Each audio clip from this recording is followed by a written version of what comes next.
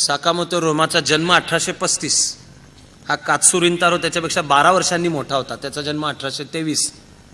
ज्या वेळेला कात्सुरिंतारो म्हणाला की मारायचं तर खुशाल मार, पण जरा थांब, आधी माझं ऐकून घे, माझं ऐकून तुला जर पटलं नाही तर मला मार. साकामोतो रोमा थांबला आणि त्यांनी कात्सुरिंतारोचं ऐकून घेतलं. कात्सुरिंतारोने त्याला समजावून सांगितलं की तलवारी, जातीव्यवस्था, हे सामुराई, ही उच्चवर ह्याचा काळ संपत आला. आपल्याला आधुनिक व्हायला पाहिजे, नवीन शिकायला पाहिजे. अन्यथा लांबून आपल्यावर गोळी चालवणारे जे आहेत, ज्यांच्याकडे तोफखाना आहे, जे लांबूनच मुळे आपली दौडत येणारी जी सामुराईंची सेना असेल त्याच्यावर टाकतील. आपण तहस नवीन झालं पाहिजे, आधुनिक झालं पाहिजे. गंमत म्हणजे साकामोतो रोमाचं पूर्ण परिवर्तन झालं. आणि आत्तापर्यंत जो साकामोतो रोमा सम्राटाच्या बाजूनी तोकोगावाला संपवा आणि त्याच्या जागी एकसंध राजवट आणा म्हणणारा होता, तो आता कात्सुरिंतारोच्या बाजूचा झाला. त्याला मान्य झालं. कात्सुरिंतारोनी पाश्चिमात्यांचा अभ्यास करण्यासाठी एक संस्था स्थापन केली होती. या संस्थेचं नाव अतिशय इंटरेस्टिंग आहे. या संस्थेचं नाव आहे institute for investigation of barbarian books. रानटी लोकांची जी पुस्तकं आहेत त्यांच्या अभ्यासासाठी म्हणून तो समजावून सांगायचा प्रयत्न करत होता की आधुनिकीकरण आवश्यक आहे. आताच चालू झालं दरबारी राजकारण. त्या दरबारी राजकारणाची 2 मुख्य केंद्र होती. एक क्योतो, क्योतोमध्ये सम्राट, तो जो वृद्ध इडेयोची सम्राट होता तो गेला, कामेई सम्राट होता तो गेला. त्याच्या जागी तरुण मुलगा, या तरुणाचं मुलाचं बॉयच मुलगा, त्याचं नाव मात्सुहितो, तो नव्या विचाराला सामोरा जाणारा, नव्या विचारांचं स्वागत करणारा असा होता. सगळ्या देशांच्या अभ्यासात तुम्हाला दिसून येईल की असे जे विलक्षण वेगाने परिवर्तनाचे काळ असतात, या काळांच्या मध्ये पटापट माणसं मरतात, पण नेमक्या मुहूर्तांना मरतात आणि वारसांचे प्रश्न निर्माण होतात. सम्राटाचा पण वारसाचा प्रश्न तो मात्सुहितो झाला. तोकोगावाचा पण वारसांचे प्रश्न निर्माण झाले. आणि हा जो तोकोगावा इडेयोची, हा ऑगस्ट 1866 मध्ये गेला. त्याच्या जागी तोकोगावा कोणाला करायचं हा वारसाचा प्रश्न निर्माण झाला. आणि संभाव्य पर्याय 2 होते. एकाचं नाव केई आणि दुसऱ्याचं नाव केकी. दरबार वाटलेला. सम्राटाकडनं ती वस्त्र पण आली पाहिजे शोगन पदाची, त्यामुळे केईच्या बाजूनी दरबारातला एक गट, केकीच्या बाजूनी दरबारातला दुसरा गट. हा जो केकी व्यक्तिमत्व आपल्या समोर येतं, हे एक सुज्ञ, शहाणं, आपलं कर्तव्य करणारं, त्यासाठी लढाई असेल तिथे करणारं, पण ज्याला काळाची दिशा कोणती आहे, कुठे चाललंय हे कळत होतं, असं व्यक्तिमत्व आहे. पारडी खालीवर होत राहतात तशी या इडोच्या दरबारामध्ये आधी त्या केईचं पारडं जड झालं, मग ते खाली गेलं. केईच्या विश्वासातली जी माणसं होती त्यामध्ये हा कात्सुरिंतारो होता. पुढे त्या कात्सुरिंतारोचाही त्याला मारण्यात आलं. साकामोतो रोमाला त्यामुळे हाकलून देण्यात आलं. मग काही काळाच्या नंतर तिथे केकी राज्यावर आला आणि केकी राज्यावर आला त्यावेळेला हा साकामोतो रोमा तोसामध्ये पोचलेला होता.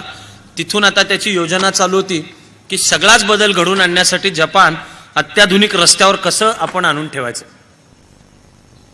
साकामोतो रोमानी तोसा मधून 8 मुद्द्यांचं एक निवेदन प्रस्तुत केलं. त्याचं इतिहासातलं प्रसिद्ध नावच आहे 8 पॉइंट प्रोग्राम, 8 मुद्द्यांचा कार्यक्रम. 8 मुद्द्यांच्या कार्यक्रमांची नुसती शब्दरचना वाचत असतानाही आपल्याला मध्ययुगातलं अंधारी खोली, ज्याला ओली कुबट आहे सगळ्या बाजूंनी, ज्याच्या भिंतींच्या मधून डोकावणारी पिंपळाची पानं फक्त थोडी थोडी दिसत आहेत आणि खोलीला वास मारतोय मध्ययुगाचा, त्यातनं झपकन एकदम स्वच्छ सूर्यप्रकाशामध्ये आल्यासारखं वाटतं. असे 8 मुद्दे साकामोतो रोमा या 8 मुद्द्यांच्या मध्ये सांगतोय की शोगनला सांगा तू तुझ्या पदाचा राजीनामा दे, दायम्योंची पद्धत संपवा, एकच सम्राट असला पाहिजे आणि बाकी लोकांना ज्या राज्यकारभारात सहभागी होण्याची संधी आहे अशी असायला पाहिजे, जाती व्यवस्था संपवा, सामुराईंची उच्चवर्णीय प्रभुत्वाची कल्पना संपवा. आता माणसाला स्थान पाहिजे जन्मावरनं नाही तर त्याच्या गुणवत्तेवरनं. गुणवत्ता मिळवण्याची समान संधी सगळ्यांना पाहिजे. त्यासाठी शिक्षण पाहिजे, ते आधुनिक पाहिजे, शास्त्र तंत्रज्ञान आपल्याला शिकायला पाहिजे आणि काउन्सिल, सम्राटाचं काउन्सिल बनवायला पाहिजे. त्याचं अप्पर हाऊस आणि लोअर हाऊस हे साकामोतो रोमानी वापरलेले शब्द आहेत. वरिष्ठांचं सभागृह आणि कनिष्ठांचं. वरिष्ठांचं सभागृह म्हणजे दायम्यो, आधीचे सगळे दायम्यो त्यांचं बनलेलं, पण कनिष्ठांचं सभागृह म्हणजे लोकांच्या मधनं निवडलेले सगळ्यात उत्तम.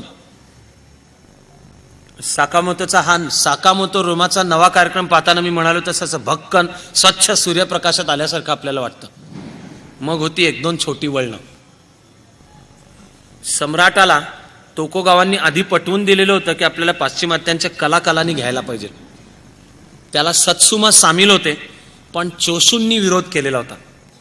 आणि त्यामुळे शिमोनोसेकीमध्ये ही जी ब्रिटिशांची आलेली जहाजं होती त्याच्यावर चोशूंनी त्याच्यावर हल्ला केला, लुटली, उद्ध्वस्त केली.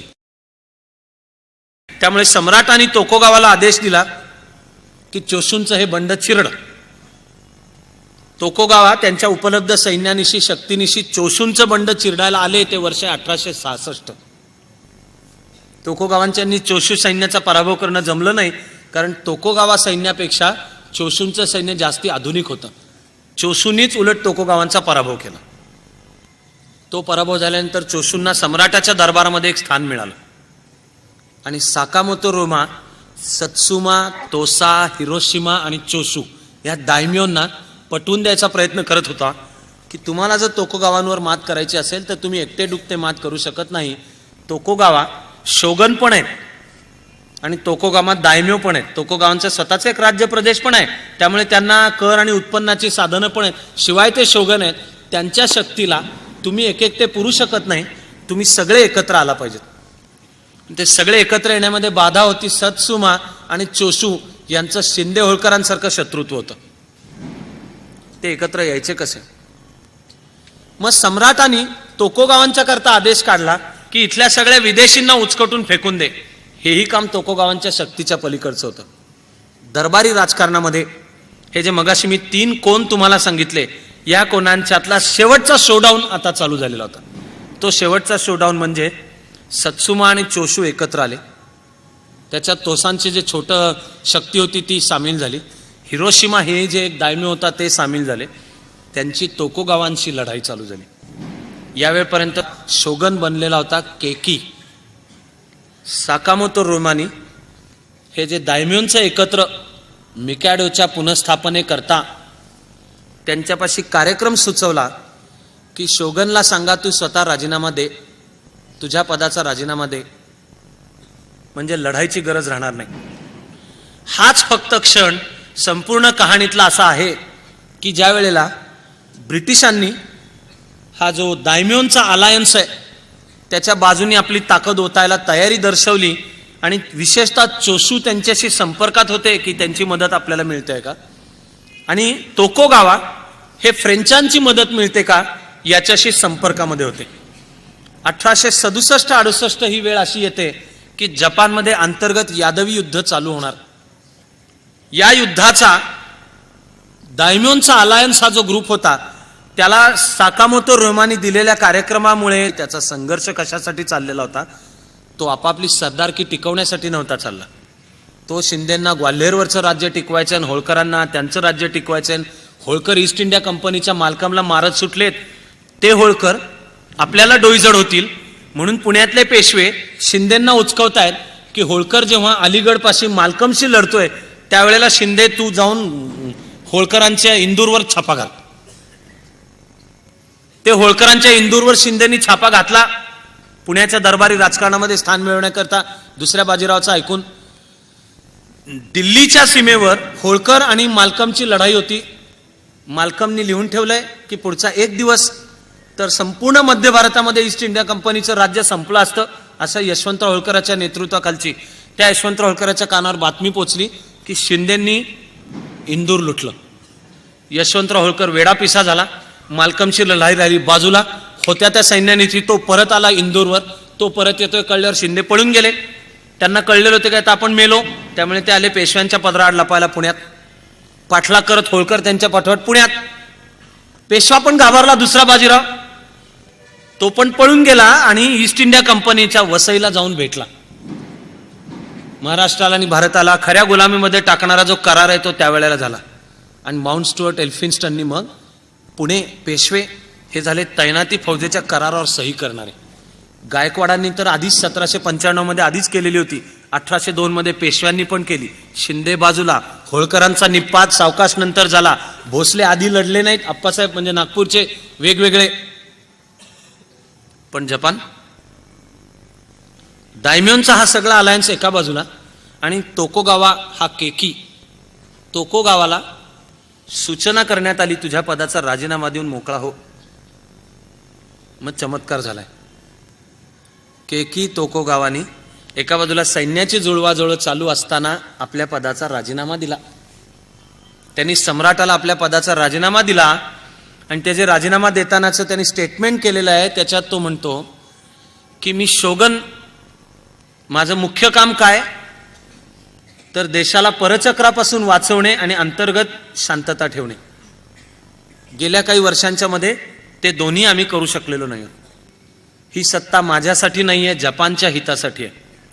त्यामुळे आता मी ते काम करू शकत नाहीये आणि विदेशींचा सामना करताना मी एकटा म्हणजे शोगन त्याला पुरणार नाही. आपण सगळे एकत्र आले पाहिजेत. राष्ट्रीय हितासाठी मी माझ्या पदाचा राजीनामा देते. केकीनी नुसता पदाचा राजीनामा नाही दिलेला, शोगन पद पण सोडून दिलं. आणि एका गटाकडे ब्रिटिश आणि दुसऱ्याकडे फ्रेंच या विदेशींना हस्तक्षेप करायला संधी नको आणि आपला आपसात युद्ध, यादवी युद्ध व्हायला नको म्हणून त्यांनी पदाचाही राजीनामा दिला आणि तो होक्काइडो बेटावरच्या एका ठिकाणी निघून गेला. त्याच्या सैन्याची तयारी चालू होती पण तो निघून गेला युद्ध टाळण्यासाठी म्हणून. क्योतोला जे दरबारी राजकारण चालू होते त्याला हा एक सुखद म्हणलं तर धक्का होता. पण साकामोतो रोमाचं गणित पण हे होतं की लढाई शिवाय जर तोकोगावांनी आपल्या पदाचा राजीनामा दिला तर तो सन्मानजनक रस्ता तर आहेच आहे, पण जी नव्या प्रकारची राज्यव्यवस्था येणार त्यामध्ये तोकोगावांचं प्रभुत्व राहणार. ते प्रभुत्व जर राहायला नको असेल तर लढाई होणं आवश्यक आहे. त्यामुळे केकी तोकोगावानी राजीनामा पाठवलेला असून सम्राटाच्या आदेशानुसार सैन्य चाल करून आलं. हासुमी म्हणून जे ठिकाण आहे होक्काइडो बेटावरच, इथे एक छोटीशी लढाई झाली. स्वतः केकी तोकोगावा नव्हताच, त्यामुळे तो निघून गेलेला. तोकोगावांच्या सैन्याचं चित्त नाही व्हायची म्हणून लुटुपुटीची म्हणावी अशी लढाई झाली 1868 आणि तोकोगावा संपले. तोकोगावांनी आपणून स्वतःला संपवलं. सम्राट हा एकमेव प्रमुख झाला. हा दिवस पाहायला साकामोतो रोमा मात्र जिवंत नव्हता. त्यामागची प्रेरणा, त्यामागचा आधुनिकीकरणाचा सगळा कार्यक्रम देणारे हे साकामोतो रोमाचं होतं खरं, पण 1867 मध्ये साकामोतो रोमा आणि त्याचा दुसरा सहकारी 3 वर्षांनी लहान त्याच्यापेक्षा नाकाओका रिंतारो हे दोघं क्योतोमध्ये असताना त्यांच्या घरावर रात्री छापा पडला. अंधारामध्ये तलवारी चालल्या. ह्या दोघांनी आपल्या तलवारी, सामुराई तलवारी घेऊन लढायचा प्रयत्न केला पण त्याच्यामध्ये ते दोघं मारले गेले. ते वर्ष 1867 आहे. जे कार्य, जो नवा विचार जो दिला तो एकटा साकामोतो रोमानी नाही दिला, पण सगळ्या जपान राष्ट्राला एकत्रितपणे वाटलं. त्याचं शब्दातलं प्रतिनिधित्व जणू साकामोतो रोमानी केलं, जणू त्याचा हा दुसरा सहकारी नाकाओका रिंतारो यांनी केलं. आणि 1868 मध्ये एक एकसंध जपान पुढे घडलंय ते मनाला पटू नये, आश्चर्याचे धक्के बसवत इतक्या आश्चर्यकारक गोष्टी. मात्सुहितो बनला सम्राट. त्याचं नाव झालं मेजी सम्राट. मेजी म्हणजे प्रबुद्ध, एनलाइटन. आणि ही जी मध्ययुगातली सगळी समाजव्यवस्था, राज्यव्यवस्था संपवून एकसंध राज्यव्यवस्था, एकसंध समाज, समतापूर्ण समाज, अत्याधुनिक शास्त्र तंत्रज्ञानाचा स्वागत करणारा समाज हे जे बनलं हे सम्राटाच्या आदेशांमुळे. फक्त आदेश. जनतेसमोर सम्राटांनी प्रथम एक प्रतिज्ञा घेतली. ती आहे 1868 सालची प्रतिज्ञा. तिचं नावच आहे प्रतिज्ञा. सम्राट लोकांना उद्देशून प्रतिज्ञा घेतो की मी माझा राज्यकारभार या सूत्रांच्या नुसार करणार आहे. ती सम्राटाची प्रतिज्ञा. साकामोतो रोमाचा मगाशी मी तुम्हाला जो 8 मुद्द्यांचा कार्यक्रम, 8 पॉइंट प्रोग्राम तो सांगितला, ती प्रतिज्ञा आहे. आणि सम्राट सांगतोय की आता आपल्याला जुन्या पुराण्या पद्धती संपवून टाकल्या पाहिजे. आता हे माणसांना विषम मानणे आणि त्याच्यानुसार एकमेकांच्या मध्ये भेद करणे हे आपण संपवून टाकलं पाहिजे. त्याची शरम बाळगण्याचं कारण नाहीये. त्याच्या प्रतिज्ञेतलं वाक्य आहे, new government for which no one should feel ashamed.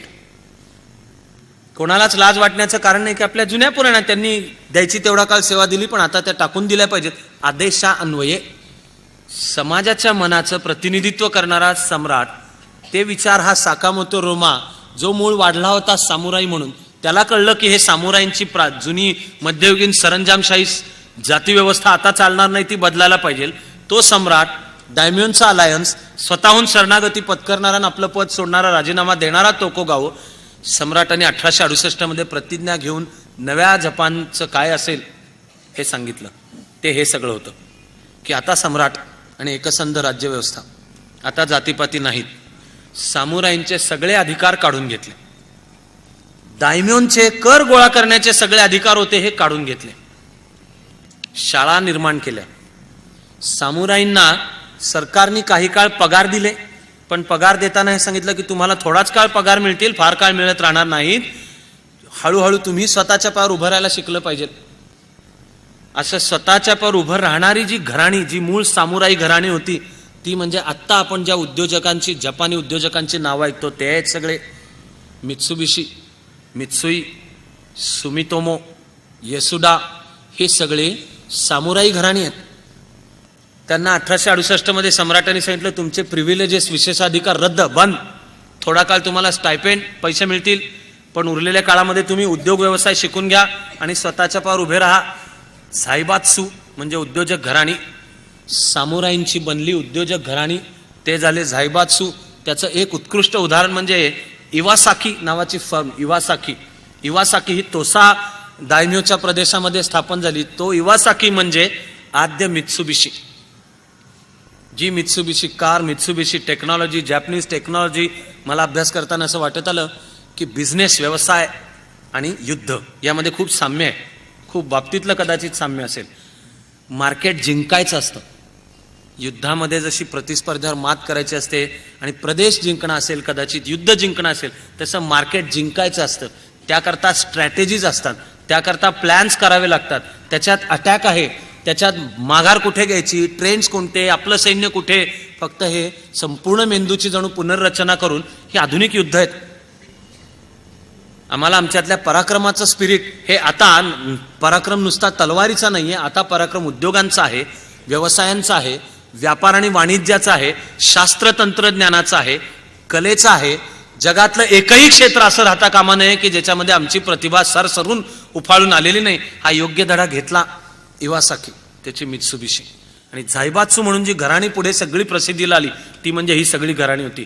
एवढंच नाही, जपानी सरकारने आधी काही कारखाने चालू केले, म्हणजे आधुनिक शब्द वापरायचा तर पब्लिक सेक्टर अंडरटेकिंग, आणि लिबरलायझेशनचा दबाव न येता त्यांनी ते उद्योग व्यवसाय एका टप्प्यापर्यंत चालवले आणि मग पुढे झायबात्सू घराण्यांना हवाली केले. त्यामध्ये भ्रष्टाचाराची प्रकरणंही घडलेली आहेत, त्यामध्ये पैशांची देवघेव, भ्रष्टाचार इत्यादी प्रकरणं घडलीत, पण जपानचं राष्ट्रीयत्व आणि जपानच्या राष्ट्रीय हिताला कुठे बाधा येईल असं मात्र त्याच्यामध्ये घडून आलेलं दिसत नाही. सम्राट 1868 मध्ये प्रतिज्ञा घेऊन सांगतोय की आता सगळ्यांना स्थान समान, आता गुणवत्तेवर निवड, बाय कॅमेरल, अपर हाऊस आणि लोअर हाऊस असं असलेलं सभागृह अस्तित्वात आलं. अपर हाऊसमध्ये आधीचे सगळे सरदार दरकदार, त्यांची पदं रद्द, त्यांचे कर रद्द, त्यांना आधुनिकतेची संधी दिलेली. पण लोअर हाऊस याचं सूत्र होतं माणसं निवडली जातील, अजून निवडणुका लगेच आल्या नाहीत, माणसं निवडली जातील पण ती जनसामान्यांच्या मधून निवडली जातील. आणि त्या निवडीला एकमेव निकष असेल ते म्हणजे गुणवत्ता. सम्राटांनी घोषणा दिली की जगभराच्या सगळ्या कानाकोपऱ्यातनं ज्ञान आणू आणि जपान समृद्ध करू. जपानची राष्ट्रीय घोषणा बनली, जपानी भाषेत त्याचा उच्चार फुकोकू क्योहेई, म्हणजे बळकट सैन्य आणि समृद्ध जपान, आर्थिकदृष्ट्या सुद्धा समृद्ध जपान. आणि बळकट सैन्य असायला पाहिजे. वेचून वेचून हे जे मी तुम्हाला सांगितलं की सुरस आणि चमत्कारिक कहाण्यांचे आश्चर्य वाटाव्यात अशा गोष्टी त्या चालू राहतात. जपाननी विद्यार्थ्यांची निवड करून त्यांना जगाच्या वेगवेगळ्या भागात शिकायला पाठवलं, शास्त्र तंत्रज्ञानाचे वेगवेगळे, की तुम्ही जाऊन इंजिनिअरिंगचं शिकून या, तुम्ही जाऊन मेडिकलचं शिकून या, तुम्ही जाऊन ही ऑटोमोबाईल टेक्नॉलॉजीचं शिकून या, तुम्ही जाऊन इलेक्ट्रिसिटीचं ज्ञान शिकून या. पण जायचं, शिकायचं आणि ग्रीन कार्ड मिळून तिकडे नाही थांबायचं, यायचं परत. ते जे ज्ञान आहे त्याचा ह्या देशाला उपयोग करून द्यायचा. आणि नुसतं हे आदेशाने नाही झालं, ते विद्यार्थी खरंच जपानमध्ये परत गेले, त्यांनी घेतलेलं ज्ञान जपानला दिलं. जपानचे अत्याधुनिक जे व्यवसाय आहेत, उद्योग व्यवसाय, ते उभे राहिले. 1869 पासून 1895, 25 वर्षाच्या अवधीत जपान ऑलरेडी जागतिक सत्ता बनलेलं होतं. 1895 मध्ये चीनशी आधी चकमकी आहेत, मग रशियाशी आहेत, मग 1905 मध्ये आहेत. त्याच्या आधी 1902 मध्ये करार करावा लागलेला आहे. त्या करारामध्ये ब्रिटन, फ्रान्स, जर्मनी आणि अमेरिकेला जपान आपल्या तोडीसतोड तुल्यबळ राष्ट्र आहे हे मान्य करावं लागलेलं आहे. अतिशय वेगाने आलेले उद्योग व्यवसाय. जपानी सम्राटांनी पाहिलं की संपूर्ण जपानी लोक पाश्चिमात्यांच्या समोर, विशेषतः युरोपियन आणि अमेरिकनांच्या समोर बुटके आहेत. आपण का बुटके आहोत? त्यांनी अभ्यास करून कोणीतरी सांगितलं की पण बुटके आहोत कारण आपलं डाएट, आहार जो घेतो तो उंची वाढवणारा नाहीये. जपानच्या सम्राटांनी अख्ख्या देशाला एक आदेश काढला. आदेश काय? आजपासून आपलं जे डाएट होतं ते हे बंद. उद्यापासून उंची वाढवणारं, अधिक बळकट करणारं, न्यूट्रिशियस असलेलं हे जे डाएट आहे, एप्रिलपर्यंत उंची वाढली नाही तर पैसे परत. पण जपानी सम्राटांनी आदेश काढला, तो आदेश सगळ्या देशांनी पाळला. एका पिढीच्या अंतरात, ह्याचे स्टॅटिस्टिकल अभ्यास उपलब्ध आहेत, एका पिढीच्या अंतरात जपानची राष्ट्रीय उंची 5 इंचांनी वाढली. 5, अख्खं राष्ट्र, सगळ्यांची सरासरी उंची, जे जपान राष्ट्र, रेस, मानव वंश हा बुटका म्हणून ओळखला जात होता, तो एका पिढीमध्ये 5 इंच अशी राष्ट्राच्या राष्ट्र अशी उंची वाढून मोठं झालं. सगळ्यांच्या मध्ये ही राष्ट्रीयत्वाची भावना जबरदस्त इतकी भरलेली की विदेशी वस्तू वापरणारच नाही. जागतिक व्यापार विनिमय चालू झाला 19व्या शतकाअखेर, तसा ब्रह्मदेश मधला तांदूळ जपानमध्ये जायला लागला. पण तो जपानी लोक खाईनात. करारानुसार तो आलेला होता. आता त्याचं काय करायचं? पैसे तर देऊन झालेले, पडणार, सडणार, कराराचा पण भंग करणार. मग जपानी सम्राट हा ब्रह्मदेशाचा तांदूळ खातोय असं चित्रीकरण करण्यात आलं. ते चित्रीकरण सगळ्यांना दाखवण्यात आलं. सम्राट खातोय तर आम्ही पण खायला हरकत नाही म्हणून उरलेल्या जपाननी पण ब्रह्मदेशचा तांदूळ खाणं चालू केलं. कोणत्याही नाण्याला 2 बाजू असतातच. या राष्ट्राचं उत्थान होतं, ते राष्ट्र एकसंध होतं. मग त्याच्याबरोबर शिंतो म्हणजे युद्धजन्य धर्म त्याच्यामध्ये आलं. एक सम्राट आणि त्याच्या आदेशानुसार सगळी जनता चालणार. पण मग आक्रमकता पण येत गेली. आपल्याला त्यातलं लक्षात घ्यायचं आहे, तो त्या उद्योजकाचं सामुराईवरनं उद्योजक होणे, समाजामध्ये समता, आपलं प्रॉडक्ट, आपली सर्व्हिस, आपली जागतिकता, ह्याच्यामध्ये आम्ही जे असेल ते उत्तमच देऊ. तर अशी वेळ की जेव्हा आपल्याला भारतीय प्रॉडक्ट्स, भारतीय वस्तू, भारतीय सेवा, हे भारत राष्ट्र ह्याच्याकडे बघून नाचावंसं वाटलं पाहिजे की भारतीय प्रॉडक्ट व्हेरी फास्ट, अतिशय उत्तम आहे. ती जी शपथ आहे, ती जी प्रतिज्ञा आहे, ती आपली प्रार्थना आहे. प्रार्थना करण्यासाठी सगळे डोळे मिटूयात.